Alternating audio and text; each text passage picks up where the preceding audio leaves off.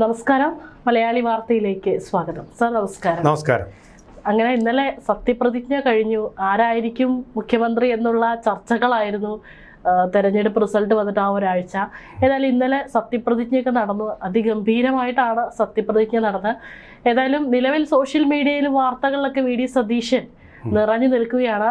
അതിനുള്ള ഒരു കാരണം എന്ന് പറയുന്നത് ഫസ്റ്റ് ഡേ തന്നെ ആളുകളെയൊക്കെ തന്നെ കയ്യിലെടുത്തുകൊണ്ട് പല തീരുമാനങ്ങളും അല്ലെങ്കിൽ പറഞ്ഞിട്ടുള്ള പല വാഗ്ദാനങ്ങളും നടപ്പിലാക്കാൻ പോകുന്നു എന്ന് അദ്ദേഹം പറഞ്ഞു. അതിൽ ഏറ്റവും പ്രധാനപ്പെട്ട ഒന്ന് സ്ത്രീകൾക്ക് KSRTCയിലുള്ള സൗജന്യ യാത്രയായിരുന്നു. അത് ഇന്നലെ ജൂൺ 15 മുതൽ അത് തുടങ്ങുമെന്ന് പറഞ്ഞിട്ടുണ്ട്.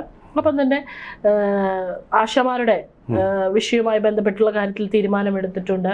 പിന്നെ അന്ന് കുറെ യൂത്ത് കോൺഗ്രസ് പ്രവർത്തകരെ തല്ലിച്ചതച്ചതിൽ ഒരു SIT അന്വേഷണം ഉണ്ടാകും എന്നുള്ള അങ്ങനെ പല കാര്യങ്ങളും അത് ഇന്നലെ അദ്ദേഹം വാർത്താ സമ്മേളനത്തിൽ പറഞ്ഞിട്ടുണ്ട്. ഏതായാലും ഈ ഒരു തിളക്കം ഇനി അങ്ങോട്ടുള്ള ദിവസങ്ങളിൽ ഉണ്ടാകുമോ? കൃഷ്ണേന്ദു പറഞ്ഞതുപോലെ സ്വപ്നതുല്യമായ തുടക്കം എന്നൊക്കെ പറയാവുന്ന തുടക്കം തന്നെയാണ് ഉണ്ടായത്. പക്ഷേ ചില വ്യാകരണ പിശകുകൾ, അതിലേക്ക് ഞാൻ പിന്നെ വരാം. പ്രഖ്യാപനവും അതുപോലെ തന്നെ. ആശാ വർക്കർമാർക്ക് 3000 കൊടുക്കുക എന്ന് പറയുന്നത് അത് വളരെ ഗംഭീരമായിട്ടുള്ളൊരു തീരുമാനമായി, മധുരോദാരമായിട്ടുള്ളൊരു തീരുമാനമായി എന്ന കാര്യത്തിൽ ഒരു സംശയവുമില്ല. എന്ന് മാത്രമല്ല, ആ സമരം നടത്തുന്ന സമയത്ത് സതീശൻ അവിടെ പോയിരുന്നു. അവരോട് പറഞ്ഞ് ഞങ്ങളുടെ മന്ത്രിസഭ അധികാരത്തിൽ വരുമ്പോൾ ഞങ്ങൾ അത് നിങ്ങളുടെ ഓണറേറിയം കൂട്ടും എന്നൊരു വാക്ക് മാത്രം പറഞ്ഞു പോയി. പക്ഷേ അവരെത്രയോ കാലമായിട്ട് മുടി മുറിച്ചുകൊണ്ട്, മഴ നനഞ്ഞുകൊണ്ട്, വെയിൽ കൊണ്ടുകൊണ്ട് അവിടെ സമരം നടന്നപ്പോൾ ആ സമരത്തെ നയിക്കാൻ അദ്ദേഹം ഉണ്ടായിരുന്നില്ല.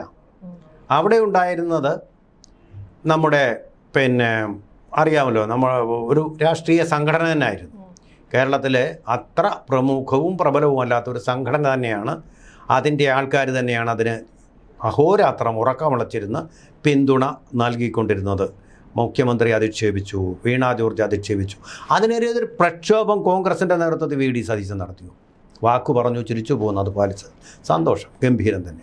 പക്ഷേ എല്ലാവരും പാടുന്നത് അദ്ദേഹം പ്രതിപക്ഷ നേതാവ് എന്നുള്ള നിലയിൽ നടത്തിയ പോരാട്ടത്തിൽ എന്ത് പോരാട്ടം അദ്ദേഹം നടത്തിയത്?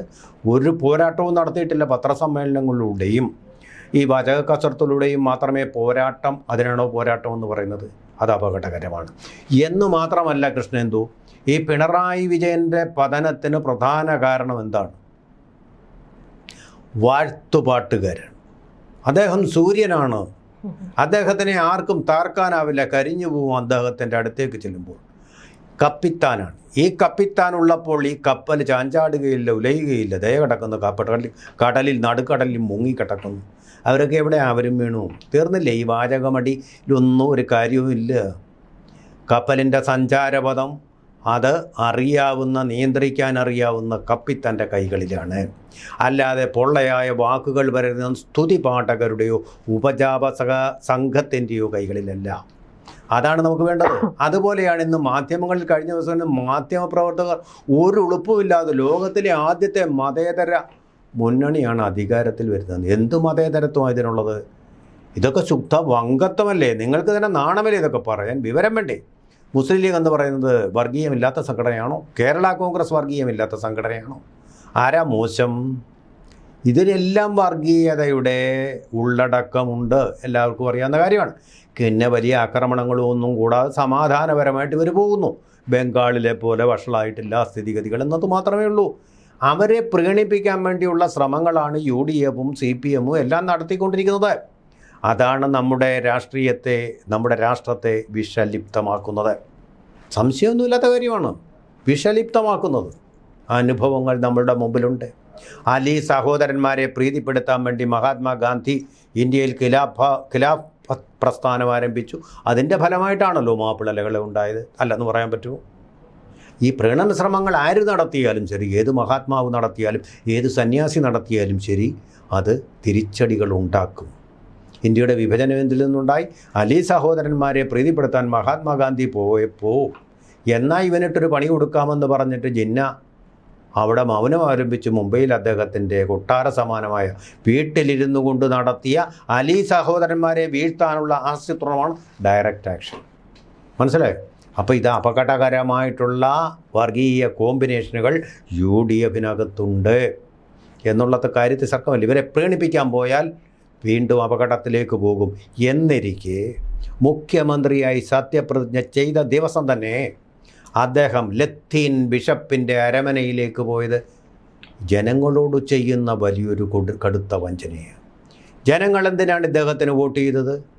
പിണറായി വിജയൻ്റെ ഒടുങ്ങാത്ത മതപ്രീണനത്തിനുള്ള പ്രതികാരമായിട്ടാണ്. എന്നിരിക്കെ അതേ നയം തന്നെ പിന്തുടർന്നുകൊണ്ട് അദ്ദേഹം ഒരു സമുദായ നേതാവിൻ്റെയും തിണ്ണ തരങ്ങാൻ ഞാൻ പോവില്ലെന്ന് പറഞ്ഞ അതേ ദേഹം നിമിഷങ്ങൾക്കകം അവിടെ ചെന്ന് ഇങ്ങനെ കുഞ്ഞാടിനെ പോലെ വലിയ ഇടയിന് മുമ്പിൽ നിന്നതെന്തിനാണ്? ഇതെന്തു സന്ദേശമാണ് നൽകുന്നത്? ഇതാണോ മുഖ്യമന്ത്രി ചെയ്യേണ്ടത്? നിങ്ങളിൽ പാവപ്പെട്ടവരിൽ പാവപ്പെട്ടവരായിട്ടുള്ള ആശാവർക്കർമാരുടെ വീടുകളിലേക്ക് പോകൂ, അല്ലെങ്കിൽ നിങ്ങളുടെ പാർട്ടിയിലെ ആൾക്കാരുണ്ടല്ലോ തലകൊണ്ട് അടി വാങ്ങിച്ച് തല പൊട്ടിയ എ.ഡി. തോമസിനെ പോലെയുള്ള ആൾക്കാർ,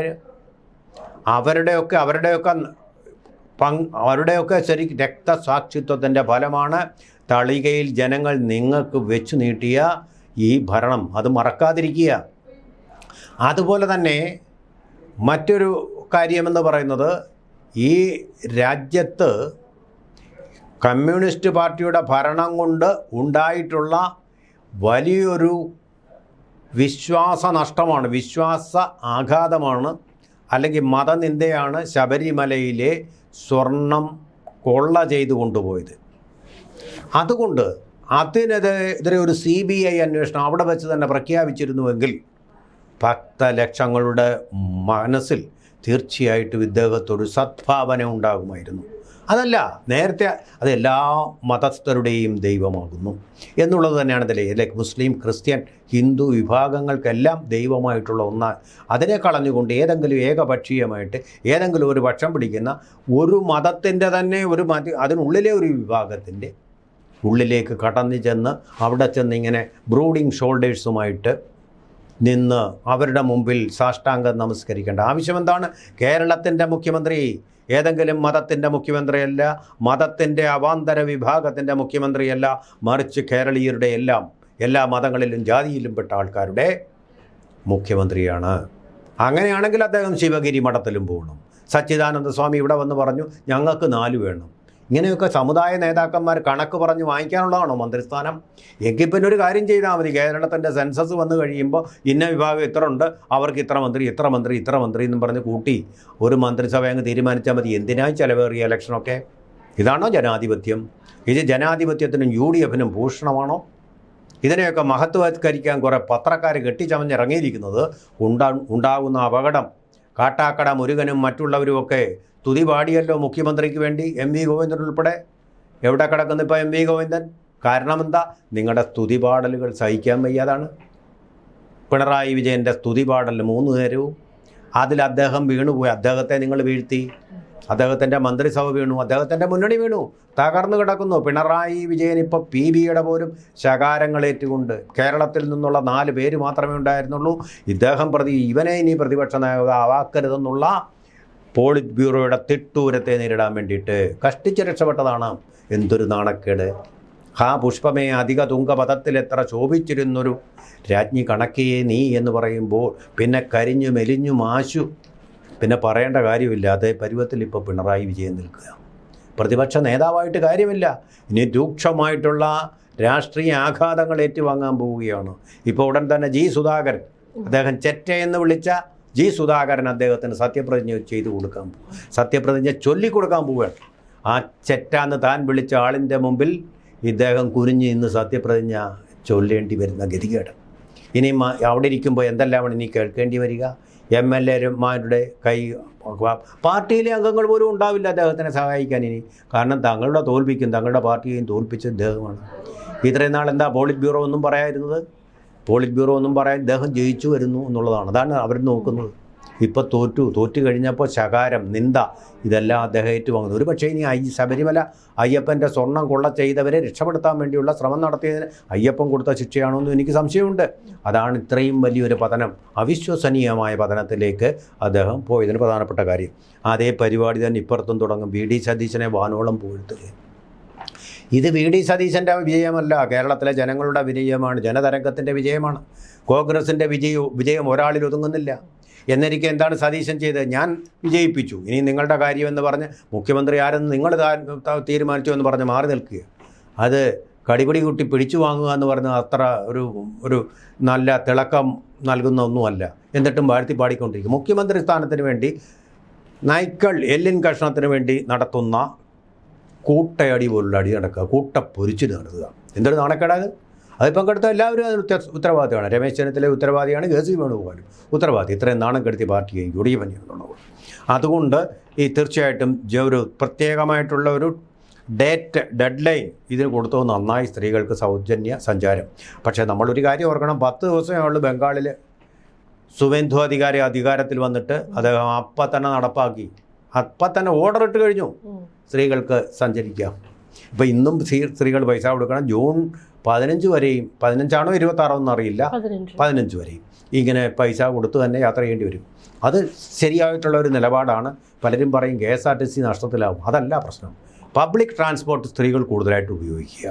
അപ്പോൾ നമ്മുടെ നിരത്തുകളിലെ വാഹനങ്ങളുടെ എണ്ണം കുറയും, സ്കൂട്ടർ അപകടങ്ങളുടെ എണ്ണം കുറയും, പെട്രോളിൻ്റെ ഉപയോഗം കുറയും. വളരെ നല്ലൊരു കാര്യമാണ്. അത് രാഷ്ട്രത്തിന് ക്ഷേമം ഉണ്ടാക്കും, ഹ്യൂമൻ ഡെവലപ്മെൻറ്റ് ഇൻഡെക്സിൽ വർധനയുണ്ടാക്കും. ആ രീതിയിൽ പബ്ലിക് ട്രാൻസ്പോർട്ടിനെ നമ്മളൊരു ആദായം ഉണ്ടാക്കാനുള്ള മാർഗ്ഗമായി കാണേണ്ടതില്ലെന്നാണ് എല്ലാവരും പറയുന്നത്. അത് അങ്ങനെ തന്നെ കഴിഞ്ഞാൽ അതുകൊണ്ട് നഷ്ടത്തേക്കാൾ കൂടുതൽ ലാഭം. വീട്ടമ്മമാരെന്ന് പറയുന്നവരെ ഈ സ്കൂട്ടർ ഓടിക്കാനും ഒക്കെ എന്ത് പഠിക്കാൻ പോകണം, അവിടെ കഴിഞ്ഞാൽ ഫീസ് കൊടുക്കണം, ഭീമമായ ഫീസ് കൊടുക്കണം. ഇപ്പോൾ പബ്ലിക് ട്രാൻസ്പോർട്ട് സൗജന്യമാക്കുകയാണെങ്കിൽ ഈ വഴിയിലൊക്കെ കിടന്ന് കഷ്ടപ്പെട്ട് ഈ കാറ് വളയ്ക്ക്, സ്റ്റിയറിംഗ് വിളയ്ക്ക്, അങ്ങോട്ടും ഇങ്ങോട്ടും വളയ്ക്ക് എന്ന് പറഞ്ഞ് പഠിക്കേണ്ട കാര്യമില്ല. നേരെ കയറുക, ബസ്സിനകത്തിരിക്കുക, ഒന്നും അറിയണ്ട, ചെന്ന സ്ഥലത്ത് ഇറങ്ങുക, ടിക്കറ്റും വേണ്ട, ഒന്നും വേണ്ട, ആരും ചോദിക്കാൻ വരില്ല. നല്ല കാര്യമാണത്. ബംഗാൾ നടപ്പാക്കി കഴിഞ്ഞ്, പല സംസ്ഥാനങ്ങളിൽ നടപ്പാക്കി കഴിഞ്ഞ കാര്യമാണ്. പിന്നെ വയോജന വകുപ്പ്, അത് നല്ല ഒരു തുടക്കം തന്നെയാണ് തീർച്ചയായിട്ടും. പക്ഷേ വേറൊരു കാര്യമുള്ളത്, ഞാൻ നേരത്തെ പറഞ്ഞ തന്നെ അയ്യപ്പ സംഗമമൊക്കെ നടത്തിയ ആ മണ്ണിൽ പോയ സ്വർണത്തിൻ്റെ പേരിൽ അവിടെ ഒരു CBI അന്വേഷണം നടത്താതെ സത്യം പുറത്തു വരികയില്ല എന്നുള്ളത് കൊണ്ട് തീർച്ചയായിട്ടും ആ ഒരു അന്വേഷണം തീർച്ചയായിട്ടും ഇവിടെ എല്ലാം ആഗ്രഹിക്കുന്നു. ഇത്ര വലിയൊരു തരംഗമായിട്ട് ജനങ്ങളുടെ പിന്തുണ കോൺഗ്രസിന്, സതീശനെന്ന് ഞാൻ പറയില്ല, കോൺഗ്രസിന് കിട്ടിയതിന് പിന്നിൽ തീർച്ചയായിട്ടും ആ മതനിന്ദയുടെ അയ്യപ്പൻ്റെ സ്വർണം അപഹരിച്ചതിൻ്റെ ഒരു പ്രതിഷേധം ഇരമ്പുന്നുണ്ട് എന്ന് ഞാൻ വിശ്വസിക്കുന്നു. അതുകൊണ്ട് ആ പ്രതിഷേധത്തെ കൂടി അദ്ദേഹം തീർച്ചയായും അഡ്രസ്സ് ചെയ്യേണ്ടതായിരുന്നു. അതുണ്ടായില്ല എന്നുള്ളത് ഖേദകരമായിട്ടൊരു കാര്യമാണ്. ഭാവിയിലെങ്കിലും അതുണ്ടാവും. ഇപ്പോൾ കേസ് മുന്നോട്ട് പോയിക്കൊണ്ടിരിക്കുകയാണ്. ജാംഷഡ്പൂരിലെ ഈ ആഭരണങ്ങളുടെ പരിശോധന അവിടെ നടന്നുകൊണ്ടിരിക്കുകയാണ്. കേസ് കുറച്ച് കാലം കൂടി അനുവദിച്ചിട്ടുണ്ട്. പക്ഷേ അത് പരാജയപ്പെട്ട് കഴിഞ്ഞാൽ അതിൻ്റെ തെളിവുകൾ എല്ലാവരെയും വെറുതെ വിടാനാണെങ്കിൽ CBI തന്നെ വരണം. ഇപ്പോൾ തന്നെ തെളിവുകൾ ധാരാളം നശിപ്പിച്ചിട്ടുണ്ടാവും പിണറായി വിജയൻ്റെ കാലത്ത്. ആ തെളിവുകളൊക്കെ തിരിച്ചു കിട്ടുക എന്ന് പറയുന്നത് വളരെ പ്രയാസമുള്ള കാര്യം. എത്രയും വേഗം ഇന്നെന്നുള്ള രീതിയിലൊരു അന്വേഷണമായിരുന്നു നമ്മളൊക്കെ ആഗ്രഹിക്കുന്നത്. പക്ഷേ അത് ഉണ്ടാവില്ലെന്ന് എൻ്റെ വ്യക്തമാണ്. ഇനി എന്താണ് കഴിയുന്നതെന്ന് വെച്ചാൽ അക്കാര്യത്തിൽ ചെയ്യേണ്ടതായിട്ടുണ്ട്. അതാണ് പ്രാഥമികമായിട്ടുള്ള ഉത്തരവാദിത്തങ്ങൾ. പിന്നെ പല വകുപ്പുകളുടെയും കാര്യത്തിൽ ഇപ്പോൾ തീരുമാനമായിട്ടില്ല, അങ്ങനെ ചാഞ്ചാടി നിൽക്കുന്നുണ്ട്. കോഴിക്കോടിന് പ്രതിനിധി ഇല്ല എന്നുണ്ട്. അപ്പോൾ കോഴിക്കോട്ടൊക്കെ അദ്ദേഹം പോയി അവരെ ആശ്വസിപ്പിച്ചിരുന്നെങ്കിൽ നല്ല കാര്യമായിരുന്നു. അതിന് പകരം അദ്ദേഹം ലത്തീൻ ബിഷപ്പിനെ കാണാൻ പോയത് ബഹുസ്വര സമൂഹമായ കേരളത്തിൽ അതൊരു ഇംബാലൻസ് ഉണ്ടാക്കും. അവിടെ പോയി ഇവിടെ വന്നില്ല എന്നുള്ള പരാതികൾ വരും. ഇങ്ങോട്ട് കണ്ടില്ലല്ലോ, ശിവഗരി സാമ്യാസിമാർ ഇങ്ങോട്ട് വന്ന് കാണുക. അത് ലത്തീൻ കാത്തലിക് ബിഷപ്പല്ല, ആയത് ബിഷപ്പായാലും അദ്ദേഹത്തിൻ്റെ ഓഫീസിൽ പോയി കാണും. അല്ല, അരമനയിലെ മല എബ്രഹാമിലേക്ക് വരില്ല, എബ്രഹാം മലയിലേക്കാണ് പോകുന്നത്. എന്തായാലും ഇനി അങ്ങോട്ടുള്ളത് വലിയൊരു വെല്ലുവിളി തന്നെയാണ്. ഒക്കെ തിളങ്ങിയിട്ടുണ്ട്. പക്ഷെ ആ തിളക്കം എല്ലാ ജനങ്ങളും ആഗ്രഹിക്കുന്നുണ്ട്. പക്ഷെ എത്രത്തോളം ഈ KSRTCയിലൊക്കെ ഇങ്ങനെ സൗജന്യ യാത്ര ഇനി വരാൻ പോകുന്നത് വലിയൊരു പ്രശ്നങ്ങൾ ഇനി ഉണ്ടാകുമോ? പ്രൈവറ്റുകാർ ഇനി പ്രശ്നം ഉണ്ടാക്കാനുള്ള സാധ്യത. വേറെ ചില പ്രശ്നങ്ങളുണ്ട്. കെ.സി. വേണുഗോപാലിന്റെ മന്ത്രിമാരാണ് ഈ 12 കോൺഗ്രസിന്റെ 12 8 പേരും കെ.സി. വേണുഗോപാലിന്റെ ആൾക്കാരാണ്. ഒന്നാമത്തെ കാര്യം. പിന്നെ ഗവർണർ പറഞ്ഞു പ്രോട്ടോകോൾ പാലിക്കാൻ വേണ്ടി അച്ചടക്കമുള്ള ഒരു ഗവൺമെന്റ് എന്നുള്ള നിലയിൽ നിങ്ങൾ ആവശ്യമില്ലാത്ത ആൾക്കാരെ സ്റ്റേജിൽ കയറ്റരുന്നു. ആവശ്യമില്ലാത്തവരെല്ലാം അവിടെ കയറ്റി. ക്യാബിനറ്റ് റാങ്ക് ഉള്ളവരും സത്യപ്രതിജ്ഞ ചെയ്യുന്നവരും, അതെങ്ങനെ സത്യപ്രതിജ്ഞ ചെയ്ത് കഴിഞ്ഞ് 2ാം റോയിലാണ് ഇരിക്കേണ്ടത്. അവരെ എല്ലാം കയറ്റി മുന്നിലങ്ങ് ഇരുത്തി. മനസ്സിലായില്ലേ? ഇത് നിങ്ങൾ എന്താ കാണിക്കും? നിങ്ങളുടെ പാർട്ടി യോഗമല്ല ഇത്. ഇതൊരു ഔദ്യോഗിക അടങ്ങാം. ആ ഒരു ബോധം വേണം, ആ ഒരു അച്ചടക്കം വേണം, ഒരു ഗാംഭീര്യം വേണം അതിന്. വേണ്ടേ? MLA-മാരല്ലാത്തവർ ഞാൻ അങ്ങോട്ട് ചെന്ന് നിയമസഭയിൽ പോയി പ്രസംഗിക്കാൻ തുടങ്ങിയാൽ സമ്മതിക്കുമാരെങ്കിലും? വാച്ചാൻപാട് എന്നെ എടുത്ത് പിടിച്ച് ജയിലിലല്ലേ കൊണ്ടുപോവുക? ആ അച്ചടക്കമാണ് ജനാധിപത്യം. അതിൻ്റെ തൂണുകൾ ഭദ്രമാക്കി വയ്ക്കുന്നത്. ആ ഒരു ബോധം സതീശന് ഉണ്ടാവേണ്ടതായിരുന്നു. ഇത്രയൊക്കെ വായനയൊക്കെ ഉള്ള ആളല്ലേ, തീർച്ചയായിട്ടും അത് വേണ്ടതായിരുന്നു എന്നൊരു അഭിപ്രായമുണ്ട്. ഗവർണറുമായിട്ട് പിന്നെ ഒരു ഉരസൽ ഉണ്ടായി കഴിഞ്ഞാൽ ഉണ്ടല്ലോ ഭരണം കുളമായി തീരും, വേറെ കുഴപ്പമൊന്നുമില്ല. എന്തായാലും നമുക്ക് നോക്കാം എന്തായിരിക്കും സംഭവിക്കുക എന്നുള്ളത്. നോക്കാം.